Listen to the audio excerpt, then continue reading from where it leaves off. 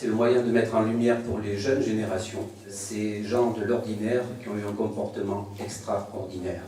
Ces gens de l'ordinaire s'appellent Guillaume Dubec, Violette Dubec et Camille Galins. Durant la Seconde Guerre mondiale, ils ont protégé des Juifs, la famille de Michel H.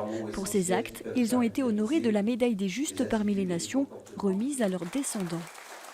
C'est une reconnaissance vraiment formidable. Parce qu'on voit que ceux qui ont fait les sacrifices ont été récompensés. Michel H. a été caché avec son père, sa mère et sa sœur dans cette maison d'Arthès durant toute la guerre. À chaque descente de police, sa famille devait se réfugier au dernier étage. Une cache y avait été aménagée. Il ne se rappelle pas cette époque car il était trop jeune, mais au fil du temps, ce citoyen américain a pris la mesure des dangers encourus par ses sauveurs. Ils ont risqué leur vie pour des étrangers qu'ils ne connaissaient pas.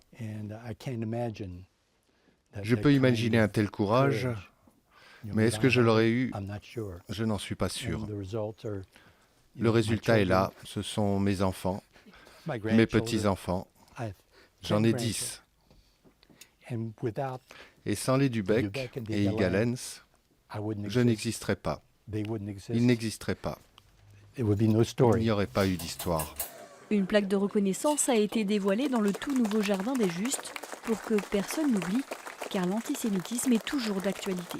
C'est pas seulement l'antisémitisme, c'est tout ce qui est racisme, tout ce qui est xénophobisme, tout ce qui est une haine, la haine de l'autre parce qu'il est autre, parce qu'il est différent. Ça aussi, c'est l'importance de ces cérémonies, justement, parce que c'est ce que nous, on essaye de transmettre aux futures générations.